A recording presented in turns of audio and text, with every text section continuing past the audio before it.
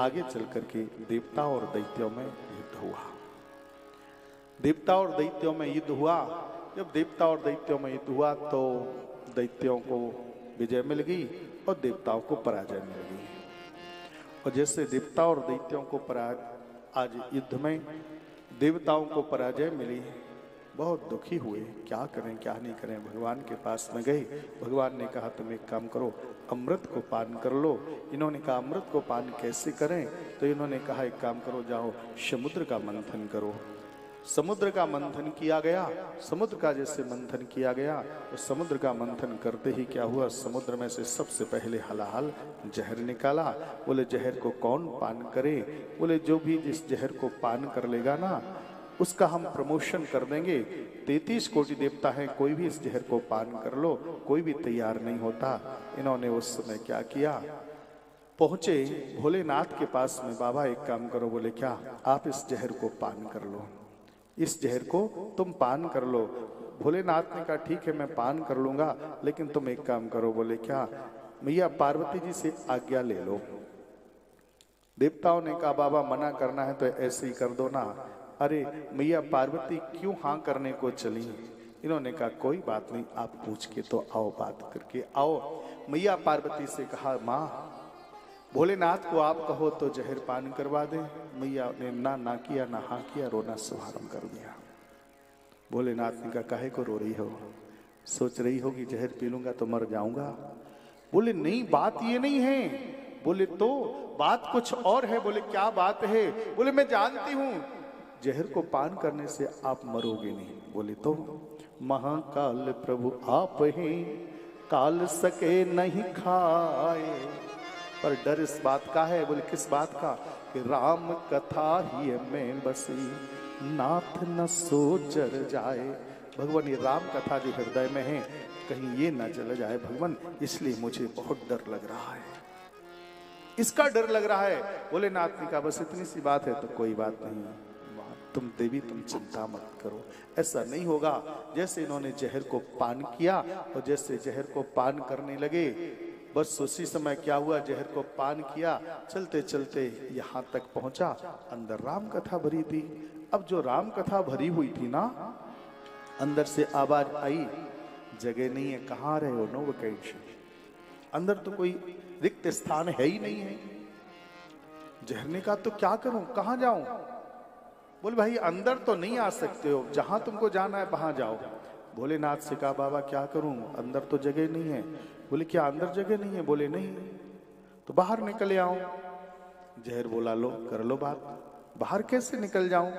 अरे कोई वस्तु पहले मुंह में जाकर के प्रवेश हो जाए और मुंह के बाद फिर उस वस्तु को बाहर निकालो तो वो किसी के काम की नहीं रहती, वो जूठन हो जाती है।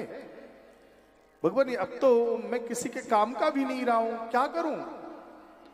भोलेनाथ ने कहा ऐसी बात है? बोले हाँ। तो कहां तक पहुंच गए हो आप? अभी कहां तक पहुंचे हो? जहर बोला अभी तो हम गले गले तक पहुंचे, अभी तो गले तक पहुंचे हैं। एक काम करो ना, वहीं पर आसन डाल दो ना, आसन वहीं पर डाल दो ना। जहर ने कहा तो ठीक है, यहाँ पर आसन डाला। अब प्रभाव तो पड़ेगा ही जहर का। सो क्या हुआ, जैसे आसन डाला ही था सो जहर का प्रभाव हुआ, इनका कंठ नीला हो गया, कंठ थोड़ा सा नीला हो गया जहर का प्रभाव। उसी समय से इनका नाम पड़ गया नीलकंठ।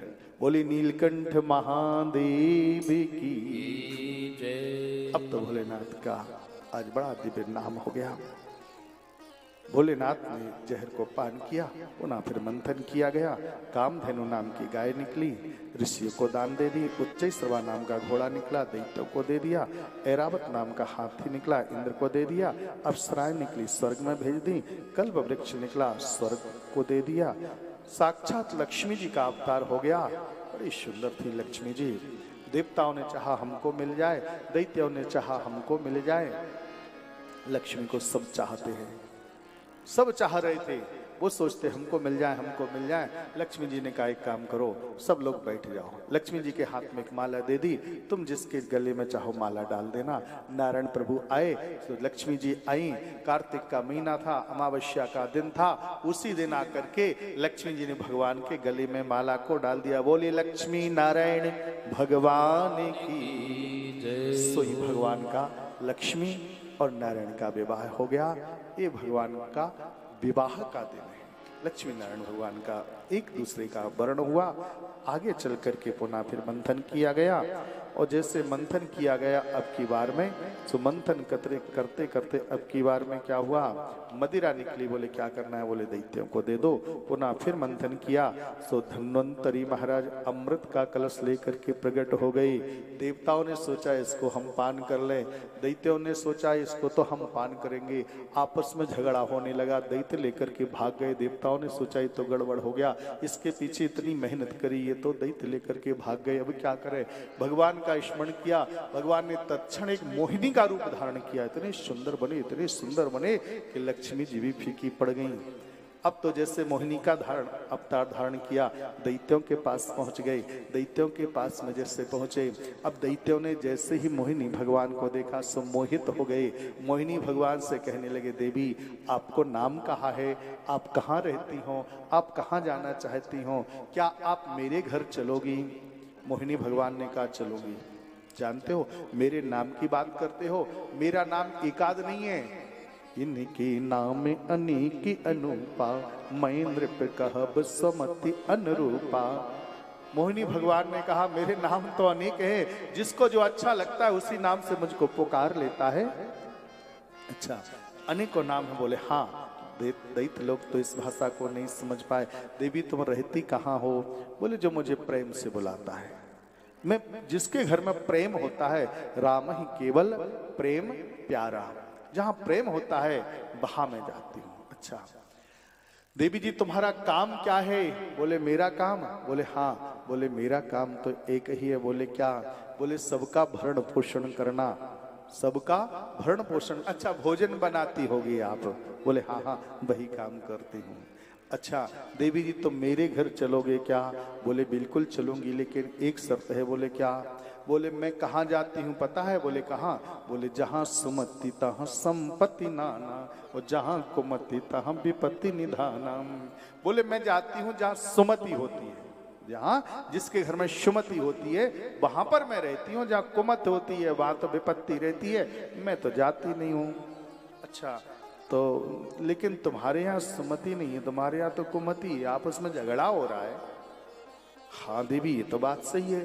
बोले मैं चलती, लेकिन ये समस्या मेरे सामने है, इसका कोई उपाय है क्या। बोले हाँ एक उपाय है। बोले क्या। देखो मैं चलूंगी, लेकिन चलूंगी तो तब अब मेरे ऊपर कोई भरोसा करे, जिसका मेरे ऊपर विश्वास होता है। बिन विश्वास भगत नहीं तही बिन द्रवहि नराम। जिसका विश्वास होता है मैं उसका कल्याण करती हूँ, मैं उसके पास जाती हूँ। तुम्हारा विश्वास है क्या मेरे ऊपर। बोले हाँ। बोले तो एक काम करो, अगर कि मेरे ऊपर विश्वास है तो ये कलह मैं दूर कर सकती हूँ। बोले क्या करना पड़ेगा। बोले लाओ ये अमृत का कलश हमको दे दो।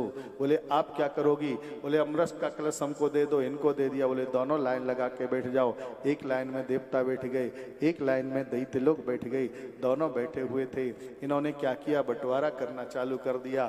कह दिया देखो भगवान। बोले क्या। ये ऊपर ऊपर का जो पतला पतला अमृत है ना, ये देवताओं को पिला देते, फिर गाढ़ा गाढ़ा बचेगा तुमको पिलाएंगे। दैत्य आ गए बातों में। अब अमृत भी कोई गाढ़ा पतला होता है क्या, समझ नहीं पाए। इन्होंने देवताओं को पिलाना शुभारंभ कर दिया।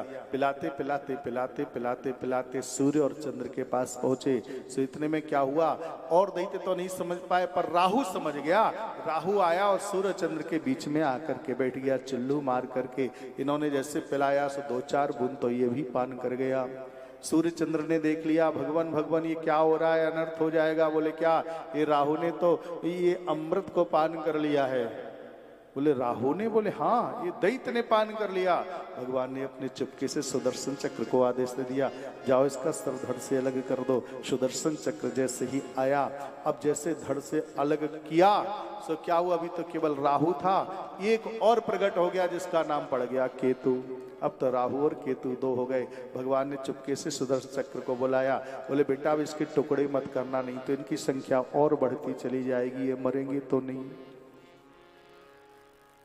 राहु के लिए आज देखा भगवान ने इनका सिर काट दिया। मान सहित विष पियो और शंभु भये जगदीश, सुबिना मान अमृत पियो सो राहु कटायो शीस। बिना मान के अमृत को भी पान किया तब भी सिर कटवाया। उसी समय भगवान ने देखा आज सभी देवताओं के लिए अमृत को पान करवाया। अमृत को पान करवाने के बाद में देवता लोग सा आनंद से रहने लगे।